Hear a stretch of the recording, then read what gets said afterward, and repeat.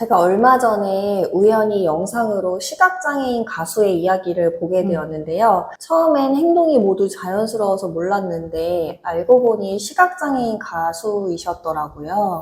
안타까운 이야기네요. 네, TV에서 나오신 분은 원래는 평범한 주부이셨는데 30대 중반에 갑작스럽게 시력도 잃게 되고 가족들과도 헤어지게 되었다고 해요. 그 후에 우연히 전국 노래자랑에 나가게 되면서 그때부터 시각장애인 가수로서의 삶을 살게 되었고요. 그 영상을 보면서 나도 갑자기 시력을 잃게 된다면 이런 생각에 감정이입을 하게 되더라고요. 한 번도 생각해 본 적은 없는데 진짜 막막할 것 같아. 저는 가장 먼저 드는 생각이 더 이상 아이들의 얼굴을 볼 수 없다는 생각에 마음이 미어졌던 것 같아요. 내 얼굴을 보지 못한다는 것보다 사랑하는 사람의 얼굴을 볼 수 없다는 생각에 더 마음이 아프더라고요. 보는 걸 당연하게 생각하기 때문에 그 감사함을 잃고 살았던 것 같아. 맞아요. 사실 우리는 건강을 정말 당연하게 생각하잖아요. 노화가 오면서 흰머리가 늘고 여기저기 아프게 되고 우리 모두는 언젠가 이 세상을 떠나게 될 텐데 지금 이 순간을 얼마나 소중하게 대하고 있나 되돌아보게 되더라고요. 사실 우리가 자는 시간을 빼고는 늘 무엇을 보고 있지만 그것을 얼마나 제대로 보고 있는가에 대한 질문을 해보고 싶어요. 맞아요. 요즘 사람들은 특히 더 많이 보려고 하죠. 대부분 핸드폰을 통해서 뉴스나 영상, 책이나 신문 이런 걸 보는 사람들도 있고요.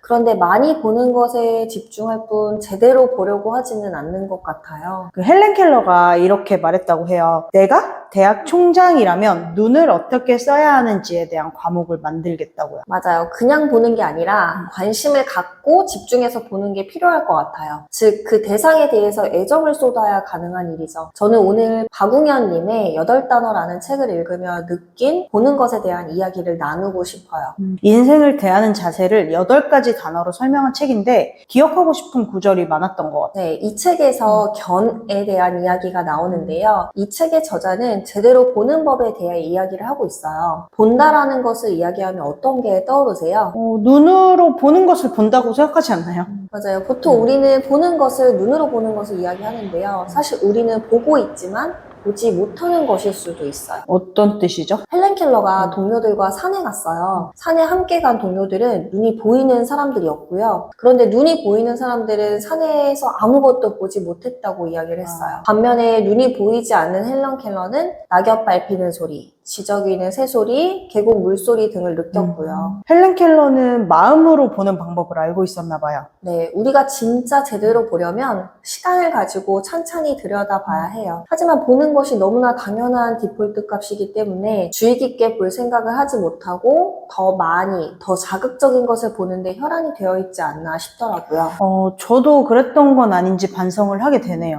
저 역시도 마찬가지였던 것 같아요. 보고, 듣고, 걷고, 먹는 것, 이런 내가 하는 행위들을 너무나 당연하게 생각했기 때문이겠죠. 이 책의 저자는 이런 말을 하는데요. 아무것도 아닌 것이 아무 것인 게 인생이더라. 우리는 굉장히 특별한 날만 기억하고 더 집중하려고 하는데요. 우리가 진짜 집중해야 하는 것은 특별한 것이 아닌 평범한 것에 있다는 거죠. 화려한 여행지에서 보는 것도 좋지만 매일 출근하는 길, 매일 보는 가족의 얼굴, 아침, 점심, 저녁 식사와 같은 일상의 당연한 것들을 제대로 보고 거기서 의미를 찾을 수 있어야 매 순간이 행복해지지 않을까 싶어요. 근데 매 순간을 그렇게 보기 위한 팁이 있을까요? 저자는 낯설게 보기의 기적이라고 이야기를 하는데요. 평범한 순간에 의미를 부여하고 제대로 본다면 내 삶은 의미 있는 순간에 합이 된다고 이야기를 하고 있어요. 여태까지 너무나 당연하게 생각했던 것들에 의미를 부여하는 게 쉬운 일은 아닐 것 같아 보여요. 그럼 이 이야기를 한번 들려드릴게요. 어떤 영화의 주인공이 있는데요. 그 주인공이 병원으로부터 전화를 받게 돼요. 살기 위해서 수술을 받아야 하고 그 수술은 50%의 확률이라고요. 그 이야기를 들은 순간부터 길을 걷고 퇴근길 인파에 치여서 버스를 타고